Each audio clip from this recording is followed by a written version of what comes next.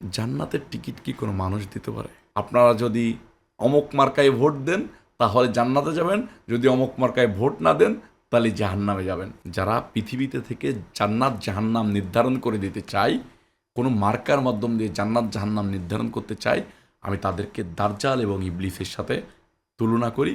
বিএনপির পক্ষ থেকে বলা হচ্ছে যে জামায়াত জান্নাতের টিকিট বিক্রি করছে। আবার জামায়াত বলছে যে এই যে ফ্যামিলি কার্ডের নামে বা বিভিন্ন কার্ডের নামে ভাওতাবাজি করছে বিএনপি। আপনি কি মনে করছেন? আচ্ছা, আপনি দেখেছেন না যে মুক্তিযোদ্ধাদেরকে ভাতা দেয়? জি।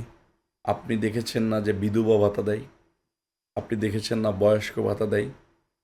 তো ঠিক একইভাবে রাষ্ট্র যদি কোনো ফ্যামিলিকে, হতদরিদ্র ফ্যামিলিকে কার্ড দেয়, ফ্যামিলি কার্ড দেয়, রাষ্ট্র যদি বাইরের উন্নত কান্ট্রির মতো স্বাস্থ্য কার্ড দেয়, রাষ্ট্র যদি কৃষি কার্ড দেয়, সেটাতে আপনি তো দোষের কিছু দেখতেছেন না।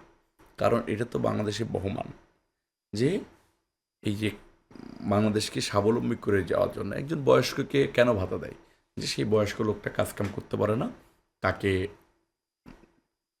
মানে কিছু ভালো মন্দ খাওয়ার জন্য বা তার সংসার চালানোর জন্য বয়স্ক ভাতা দেওয়া হয়। একজন মুক্তিযোদ্ধাকে ভাতা দেওয়া হয়, মুক্তিযুদ্ধের সময় সে যুদ্ধ করেছে, সে রণাঙ্গনে যুদ্ধ করে দেশের পক্ষে অবস্থান নিয়েছে, তার জন্য তাকে ভাতা দেওয়া হয়। রাজাকারদেরকে ভাতা দেওয়া হয় দেয় না তো, এর জন্যই তারা বাংলাদেশের রাজাকাররাই এই বাংলাদেশের বিভিন্ন কার্ড নিয়ে মানুষকে স্বাবলম্বী করে তোলা নিয়ে বিভিন্ন সময় বিভিন্ন করে রকম করে কথা বলে থাকে। এটা নিয়ে আমাদের কিছু যায় আসে না। বাংলাদেশের জনগণ এগুলাকে মানে থুতু দিয়ে নিক্ষেপ করে। ঠিক একইভাবে আপনি আমাকে বলতেছেন যে জান্নাতের টিকিট।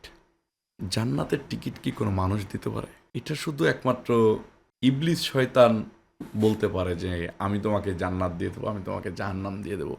ঠিক একইভাবে দাজ্জাল বলতে পারে যে আমি তোমাকে জান্নাত দিব, জাহান্নাম দিব। তো এখন যারা বলতেছে যে জান্নাতে, আমি দেখি ফেসবুকে দেখি, আপনাদের মিডিয়াতে দেখি যে আপনারা যদি অমুক মার্কায় ভোট দেন তাহলে জান্নাতে যাবেন, যদি অমুক মার্কায় ভোট না দেন তাহলে জাহান্নামে যাবেন। আমি তাদেরকে দাজ্জাল এবং ইবলিসের সাথে তুলনা করি। যারা পৃথিবীতে থেকে জান্নাত জাহান্নাম নির্ধারণ করে দিতে চায়, কোনো মার্কার মাধ্যম দিয়ে জান্নাত জাহান্নাম নির্ধারণ করতে চায়, আমি তাদেরকে দাজ্জাল এবং ইবলিসের সাথে তুলনা করি। আমি আমার সারা বাংলাদেশের মা বোনদের কাছে এবং ধর্মপ্রাণ মুসলমানদের কাছে আবেদন করব যে আমি একজন মুসলমান হয়ে আবেদন করব যে আপনারা এই দাজ্জাল এবং ইবলিসের অনুসারী থেকে বিরত থাকুন।